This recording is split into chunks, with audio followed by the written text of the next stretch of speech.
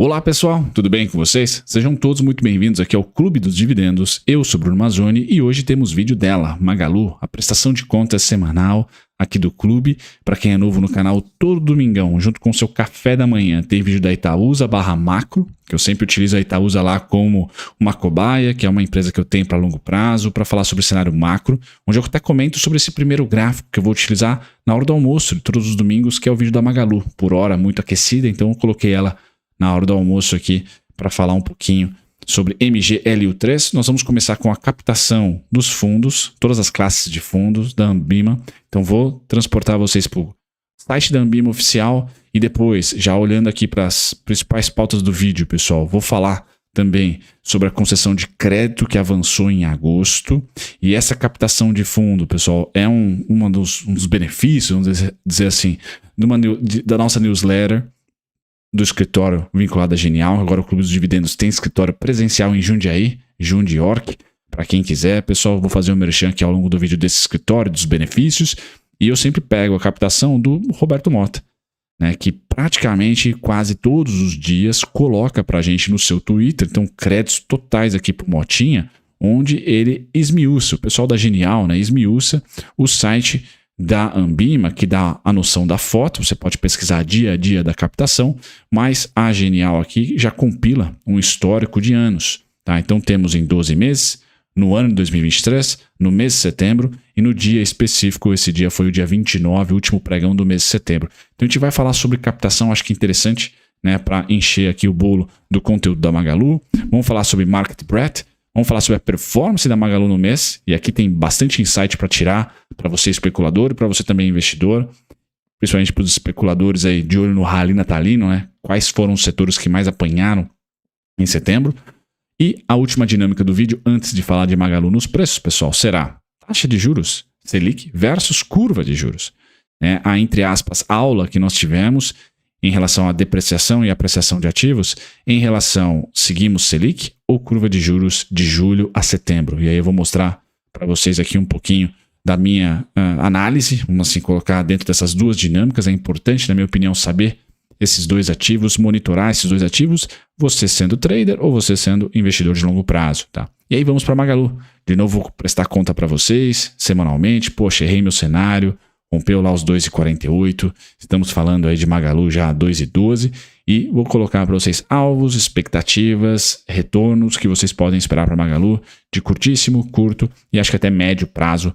Eu vou tangenciar para vocês no gráfico. Certo, pessoal? Sem mais delongas, então eu passo pelo disclaimer. Do disclaimer já convido a todos, pessoal, aqui no Clube dos Dividendos. Primeiro, seja muito bem-vindo, bem-vinda, né? Todos os dias eu publico 2 vídeos, então ativem as notificações. E no domingão, classicamente de manhã, junto com o seu café da manhã, tem vídeo da Itaúsa. Tá? Então, se você gosta da Itaúsa, todo domingo tem vídeo dela, onde eu utilizo ela como cobaia para falar sobre o cenário macro, coisa que eu vou falar um pouquinho no vídeo sobre a Magalu. E a Magalu, mais um vídeo terei no domingão, então ative as notificações, que a Magalu vai ser na hora do almoço. E vai ter mais um vídeo à noite que muito provavelmente, pessoal, eu devo destinar para uma ação popular ou para o cenário macro, para me divertir aqui e fazer um vídeo especificamente sobre o cenário macro, para falar aí sobre commodities, inflação, juros e etc. Certo, pessoal? Então, ativem as notificações, considerem se inscrever e vamos começar com esse gráfico aqui. Tá? Eu vou colocar para vocês aqui o que me interessa, né? Só em termos de captação consolidada, a gente vai para o gráfico do Motinha, do Roberto Mota já, que segmenta por classe de fundo, né? Renda fixa, multimercado, ações. Aqui não, aqui é o consolidado da Ambima. E o mais legal é que nós temos, então, a indústria da Faria Lima, a captação da mesma, de 2019 até 2023. 2023 estamos caminhando ainda, né? Então eu quero dizer para vocês que a captação, a maior captação dos últimos 4 anos ali, vamos colocar, tá? Foi em 2021. 2021. E essa captação, esse azulzinho mais claro, tá? Essa captação aqui se deu muito mais em renda fixa. Em renda fixa. Foi a maior captação ali em renda fixa. Já quando olhamos para 2022, pessoal, o oposto, né? Tivemos mais saques dos fundos, incluindo renda fixa, do que aportes. Então, a captação líquida foi positiva em 2019, 2020, 2021 topo. 2022 tivemos saques. E 2023 é a continuidade. desses saques. Nós estamos aqui abaixo da linha vermelha, tá? Onde mostra para a gente que nem a expectativa da renda fixa conseguiu ali dentro da indústria da Faria Lima ter mais aportes, mais dinheiro entrando do que saindo. Então pense você no papel de um gestor, tendo seus clientes ali pedindo saques muito mais do que aportando, e você necessariamente tendo que vender. Posição em ação, em títulos também, né? Já que renda fixa também não está a 8ª maravilha do mundo, mas essa ainda positiva, a gente vai ver no gráfico do Motinha. Pensa a vida difícil do gestor que tem diversas métricas, mandatos, né? Que ele tem que seguir, independente da vontade própria dele ou da equipe de analistas dele. E ele tem que ser liquidado, vender para poder ter liquidez e entregar para o seu cotista. Então, esse nuance de 2022 e 2023, pessoal, não é mole para a pessoa física, vamos assim dizer, porque nós tivemos uma oscilação muito lateral da bolsa, etc., e até queda para caramba, principalmente nas small caps, mas o foco que eu quero dar aqui é small caps.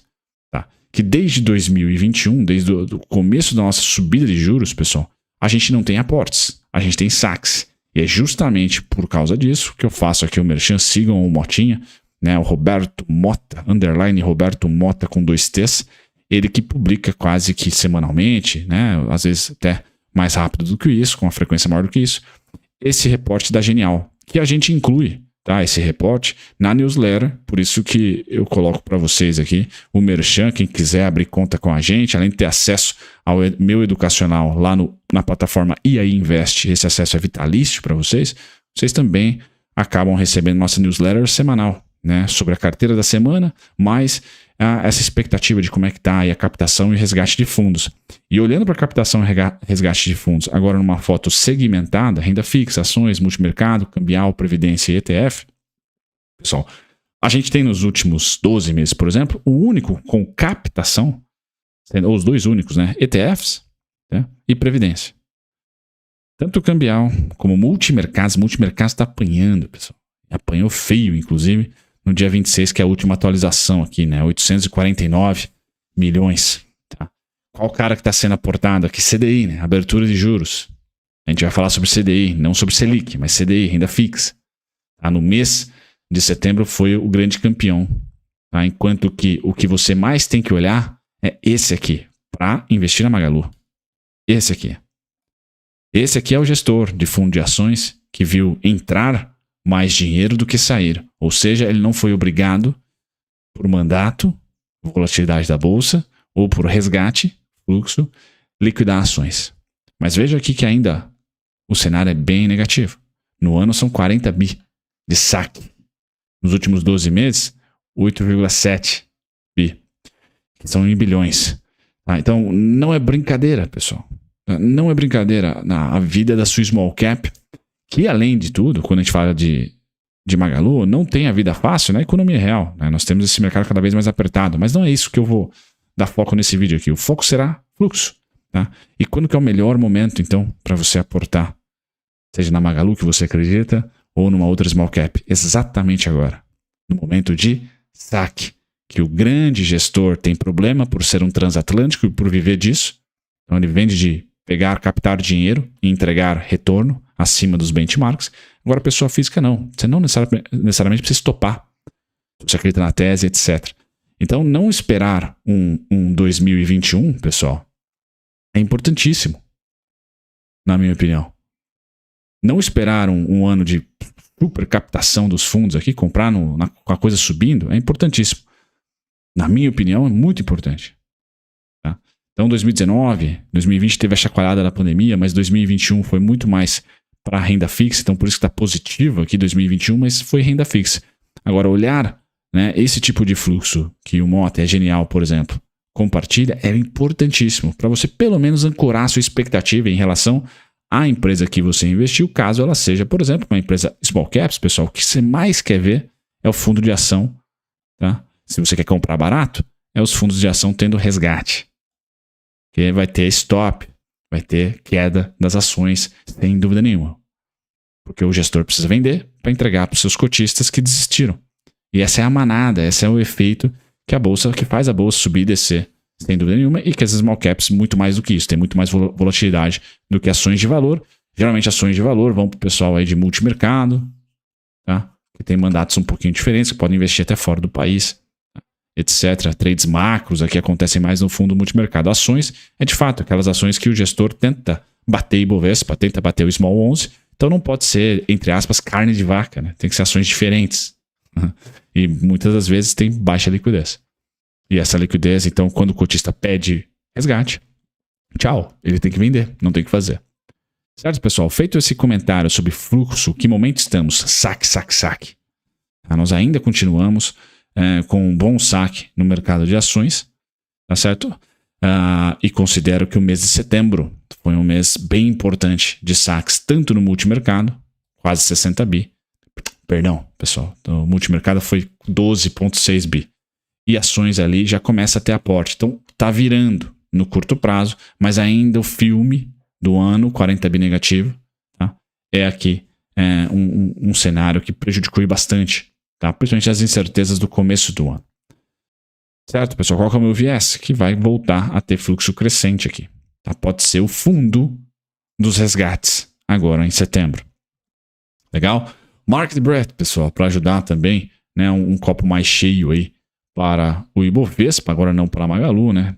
Atingiu o nosso segundo nível de desconto, então é importante. Link na descrição para você entender esse indicador aqui. Nós tivemos um dado de crédito que mostrou expansão, então é positivo. O mercado de crédito ali em agosto mostrou expansão, ótimo, maravilha. Então, dado positivo aí, principalmente para o setor de consumo e varejo. E a Magalu no mês de setembro, o pessoal mandou bala e caiu 23%. O setor de consumo cíclico como um todo caiu. E eu falei isso no vídeo da Itaúsa e volto a falar aqui. Vamos supor que você não queira, tá, entrar em nenhum setor do e-com, segmento no caso, que esteja disputando ferro e fogo com as asiáticas. Você sai fora então do marketplace e você sai fora do vestuário, as varejistas de moda. Tá? Então tem ali lojas Renner, você pode falar também da Arezzo, tá? E a Soma, que eu tenho em posição. Você sai fora de marketplace e também de vestuário. Mas tem outros setores, como educacional, própria construção civil, que cederam em setembro. E você pode achar uma importante oportunidade ali. Alguns atacarejos, né? O açaí, se não me engano, não foi bem no mês. Acho que a oportunidade subiu 4,74, mas foi nos últimos, no frigir dos ovos, né? Então aqui, infelizmente, não caiu, mas seria uma oportunidade. Os frigoríficos eu acho uma oportunidade. No quesito Magalu, pessoal, é só o fato de o fechamento do mês foi 23% de queda. Tá? É muito difícil esse mapa de calor mimificar o mês anterior no mês seguinte. Mandar bala em mais quedas aqui. Tá certo? E você que está no rally natalino, você tem que estar olhando em ação de consumo e varejo, em ação varejista, em ação de consumo interno, doméstico. E foi bem vermelho em setembro. Então a oportunidade, vamos assim dizer, de volatilidade para cima, de assimetria para cima, tende a ser para o rally natalino, se não em outubro, mas para novembro e dezembro, tá? Aqui nesse setor que mais caiu, que é o consumo cíclico. Caiu por quê, pessoal? Se você viu que a taxa de juros sai de 13,25, tá? E veio para 12,75, está aqui embaixo. A taxa de juros em 12,75, um pouquinho mais para cima, né? Por que o Selic caiu e as ações caíram? Até a bolsa caiu como um todo. Está aqui, ó. Tá aqui. O fundo da curva de juros foi justamente em julho. E aí agosto foi um mês de estabilização e setembro um mês de alta. Tá? Então a Selic caiu, mas a curva de juros subiu. Tá? Abriu. E essa curva de juros depreciou não só as small caps, mas também a bolsa como um todo, principalmente, pessoal, porque essa curva de juros teve um efeito gringo, né? Foi mais Fed Funds, Estados Unidos aí que fizeram os juros do mundo inteiro abrir. Tá? E eu considero, agora falando para a direita do gráfico, que a gente chegou aqui num bom patamar de não mais abertura. E eu acho que outubro vai ser um mês de estabilização da curva de juros, só que a estabilização agora no topo e não no fundo. Para liberar um novembro, para liberar um dezembro, com China crescendo, Estados Unidos ali ainda aquecido, mas não tão mais abrindo juros por lá também, a gente deve ter um mês de outubro de estabilização dessa alta e quem sabe no próprio outubro ou em novembro, fechamento. Fechamento até que ponto, pessoal? 10,49, mínimo. Tá? Que eu espero de fechamento. 10,15, sucesso total, Ibovespa a 125 pontos ou chegando lá nos 123, 125 pontos, que é onde nós estávamos quando a curva de juros estava aqui. Então, No fundo aqui, Ibovespa 124 mil pontos. No topo aqui, Ibovespa 114 mil pontos. Essa abertura de 10% para os 11,25, pessoal, custou ao Ibovespa 10 mil pontos. Tá? Então a gente tem aqui a correlação perfeitinha. Tá? O cenário da Magalu, quando eu fecho o vídeo aqui para vocês, eu acabei errando, pessoal. Por quê? Porque durante todo o fechamento da Magalu de julho, por exemplo, a Magalu caiu. Tá? Esse é um gráfico mensal. E se eu colocar para vocês que setembro fechou, agosto, esse foi o mês de julho. Ela não subiu nada. Ficou em dúvida, inclusive. Tá? Então eu falei para vocês, né, em agosto e setembro, até que de fato meu cenário fosse totalmente apagado, né? Eu errei. Falar, pessoal, a Magalu tende a fazer um movimento contrário da curva de juros, que eu já esperava estabilização em alta. Mas eu acho que a Magalu sobe junto com a curva de juros, por exemplo. E não foi o caso. Tomou pancada do mesmo jeito, até mais, como nós vimos no mapa de calor. Foi uma das ações que mais caíram em setembro. Certo, pessoal? Então o cenário para a Magalu agora, tá, é 1,96, que praticamente tocou, 1,79, 1,62, 1,60. Tá? E eu tenho para ela em outubro, novembro e dezembro, agora um primeiro alvo comprador em 3,15. Tá? Primeiro alvo comprador em 3,15. Depois continuam os meses, os 5,30, 5,89. Então Bruno ainda acha que Magalu segura na mínima da greve dos caminhoneiros. Agora, já errei uma vez, tá? Então vou colocar para vocês, vou até tirar o meu software de desenho, vou colocar para vocês 2016. 2016. E esses pontos de 2016 são essas setas vermelhas aqui. Começam lá em 1,29, 1,19, 1,10 e vão terminar em 73 centavos e 81 centavos. Tá? Então quem está com o copo meio vazio, pessoal, nesse momento aqui tem alvos também abaixo de R$1 e todos mirando aí 1,10, 1,19, 1,29. Eu é que não acho que ela vai. Tá? Tampouco romper aqui a mínima da greve dos caminhoneiros. O que é importante para quem é de longo prazo? Importante, qual que é o seu cenário para os juros? O meu, pessoal, é que não passa os juros futuro, tá? Não a Selic. A Selic é 10,25, 9,75. A gente para o ciclo. Então, está contratado já, pelo menos até 10,25. Tá? Então, até o fim do primeiro semestre do ano que vem, acredito em cortes de 0,50. Tá? Surpreende se for 0,75, legal, mas pelo menos 0,50 até dezembro. E aí eu acho que a gente abre o ano que vem também cortando. Então, curva de juros, para mim, não abre mais do que 11,75. 11,25 já foi o primeiro ponto. Podemos ter chegado no pico aqui da curva de juros. Ou seja, o DI futuro tende a não mais depreciar Magalu e companhia. Tende a estabilizar nesses patamares aqui. A taxa Selic tem ainda chão para cair. Tá? E aí quando eu olho para a Magalu, é outro gráfico. Quando eu olho para a Magalu, tá? A minha opinião volta a ser que, poxa, o macro já não bate tanto. Está na hora dela voltar pelo menos aos 3,15, ponto intermediário novo em relação ao vídeo passado. E alvo final, 5,30, 5,89, curtíssimo prazo. Alvo de longo prazo, o pessoal está aqui. Que é a cauda de 2020. Então, quais são os 3 principais eventos da Magalu? Alvo, cauda de 2020, alvo longo prazo, 2024, 2025, 2026, quantos anos vocês quiserem. E os recentes, greve dos caminhoneiros, eleição 2018 e 2016. São 3 eventos que formam 3 regiões de preços importantes que para o holder vai tomar vai usar essa informação de repente para comprar melhor, tá? E o cara tático vai utilizar essa informação também para tentar ali ter um melhor posicionamento e principalmente, né, uma melhor saída. Tá? A saída de curtíssimo prazo, 2023, pessoal, está cada vez mais com cara que no máximo é 3,15, que foi a região de equilíbrio de preços ao longo do segundo semestre de 2023, 2022 e 2023. É o preço de equilíbrio, um gráfico mensal esse. Tá? Muito preço, várias vezes aqui tocada essa região dos 3,15, 3,18, 3,20, tá? Essa região. Os descontos estão agora aqui, depois que eu errei, e depois acolá. E por fim, tá? 2016, que é o período mais triste ali para as varejistas e o período de turnaround da Magalu. Então seriam esses swings, essas volatilidades aguardadas aqui. Tá? E aí cada um que me assiste, caso queira utilizar a minha análise aqui, vai também compor o seu planejamento de acordo com os pontinhos, as regiões importantes, os eventos que aconteceram para que essas regiões se formassem. Passou o 3,15, pessoal, eu não seria, a gente chama de mão de alface, tá? Ou seja, não realizaria lucro em nenhum momento nos 4, tá? Nos 5 somente, tá? Nem no 5,30, tá? É no 5,89 ali, nessa faixa aqui do 5,89. E se eu estou mais otimista, tá? Eu olharia para o retorno dos preços para a mínima da pandemia. Aqui, para mim, pessoal, dificilmente Magalu e qualquer varejista vai ter facilidade em invadir. Porque todo esse rally, pessoal, aqui, se deu com juros a 2%. Então, eu acho muito difícil essa realidade voltar cedo. Principalmente em setores que a concorrência aumentou e que o comportamento do consumidor não necessariamente era tão vantajoso quanto fica em casa e comprar pela internet, né? Agora a gente não tem mais isso. Então eu considero quase que um não evento essa fase de preços aqui. Ó. Eu tiro ela do gráfico. Tá? E para mim, então, o que importa é março e ponto final. Ali eu teria o meu alvo máximo se eu colocasse mais uma seta verde.